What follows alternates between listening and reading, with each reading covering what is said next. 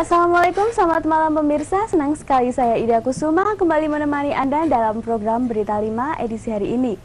Pada kesempatan hari ini, tim redaksi Berita 5 telah berhasil merangkum berita-berita menarik untuk Anda simak, dan berikut Berita 5 yang pertama.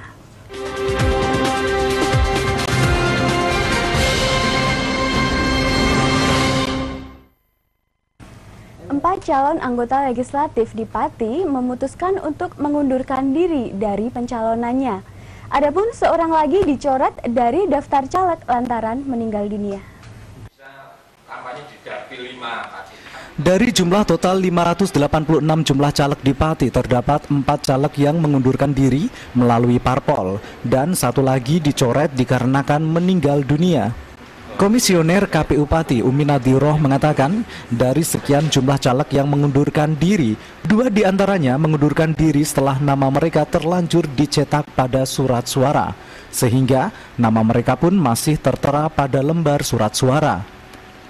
Adapun caleg tersebut yakni Munjaini dari Partai Amanat Nasional dan Ahmad Sodikin dari Partai Bulan Bintang. Adapun 2 lainnya mengajukan hal serupa sebelum pencetakan berasal dari Partai Nasdem, yakni Siti Rohmah untuk Dapil 3 dan Sri Murwati Dapil 5. Munjaini merupakan caleg DPRD Pati untuk Dapil Pati 1, sedangkan Ahmad Sodikin tercatat sebagai caleg dari Dapil Pati 4.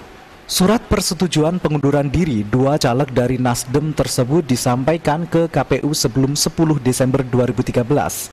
Demikian pula dengan caleg PKB bernama M. Soleh dari Dapil Pati 2 yang meninggal dunia, sehingga nama mereka tidak tercetak di surat suara. Adapun Munjaini dan Sodikin pengajuannya ke KPU setelah batas waktu, sehingga namanya terlanjur tercetak di surat suara. Ada calon anggota DPR yang tidak memenuhi syarat lagi. Yang satu itu karena meninggal dunia, kemudian yang kedua itu karena mengundurkan diri yang kemudian yang ketiga ini karena proses pengajuannya itu sebelum tanggal 10 Desember, artinya bisa kita akomodir, dan di surat suara itu nanti tidak tertulis, sudah dihapus. Terkait dengan penganuliran 2 caleg tersebut, pihaknya akan mengirim surat ke KPPS tentang pemberitahuan terhadap status calon yang tidak memenuhi syarat lagi, guna diumumkan di tempat pemungutan suara. Dan jika dalam pencoblosan nanti masih ada pemilih yang mencoblos 2 nama caleg tersebut, suara untuk caleg tersebut akan dialihkan ke suara partainya masing-masing. Aris Kurniawan, Simbang 5 TV melaporkan. Ratusan tenaga guru honorer K2 di Pati Kamis siang mendatangi kantor DPRD Pati. Mereka menuntut agar anggota legislatif membantu dan memfasilitasi aspirasi mereka untuk memperjuangkan nasibnya. Mereka tidak puas dengan hasil keputusan penerimaan CPNS K2 tahun ini. Ratusan tenaga honorer K2 di Pati Kamis siang mendatangi kantor DPRD Pati. Mereka menuntut agar anggota DPRD Pati mengusut dan membongkar dugaan penyimpangan penerimaan CPNS beberapa waktu yang lalu, yang diduga penuh dengan penyimpangan dan rekayasa.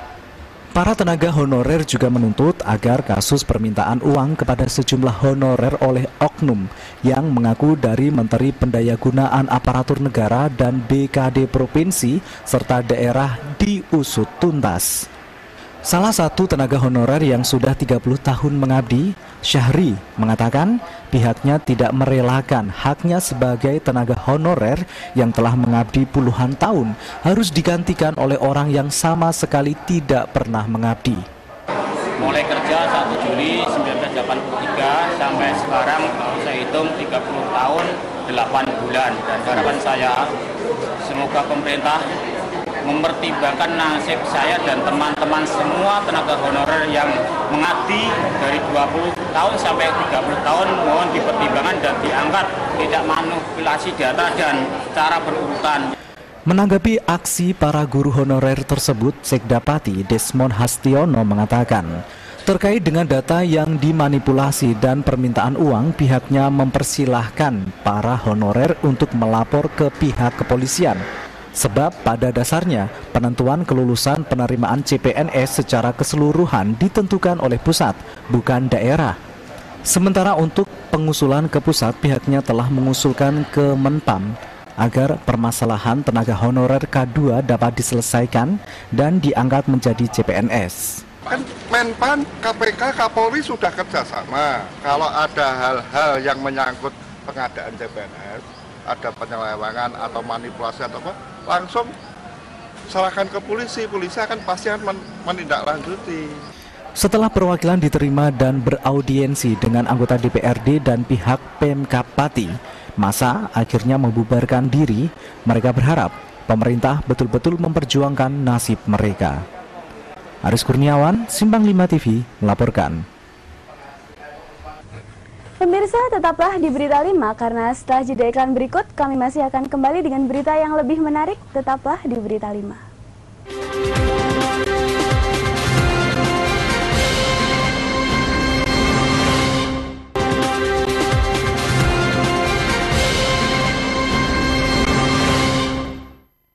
Pemirsa, terima kasih Anda masih bersama kami. Pemerintah Kabupaten Pati pada tahun anggaran 2014 kali ini merencanakan akan segera melakukan normalisasi 16 sungai dengan menggunakan sumber dana APBD tahun 2014 senilai kurang lebih 2,34 miliar.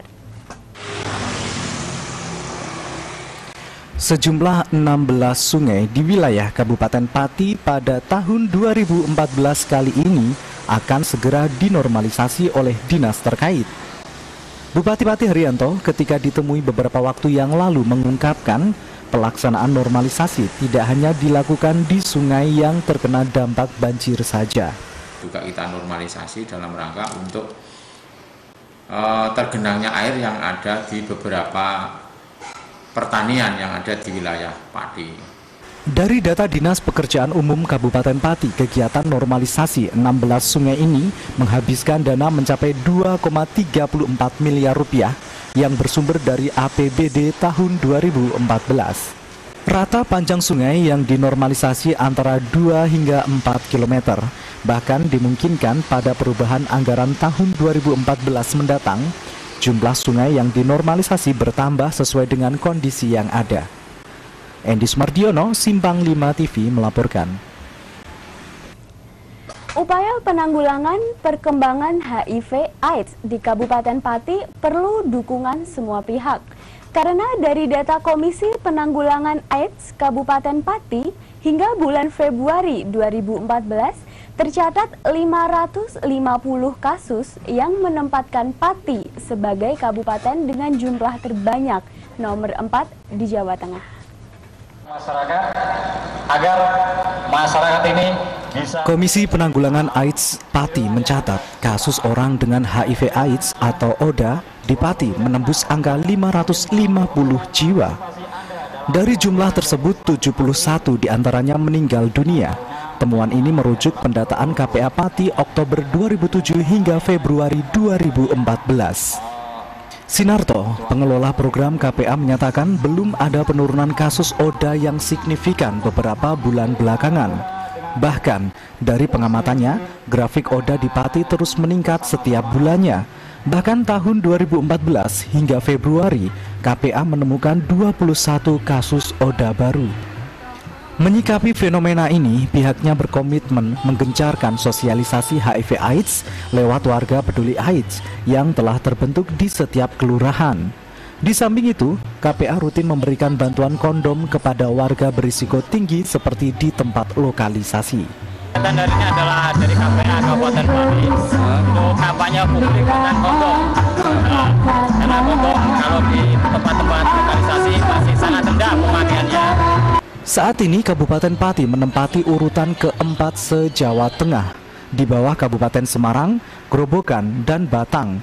Untuk itu, penanggulangan AIDS, pencegahan HIV/AIDS hanya dapat efektif bila dilakukan dengan komitmen masyarakat dan komitmen politik yang tinggi untuk mencegah dan atau mengurangi perilaku resiko tinggi terhadap penularan HIV.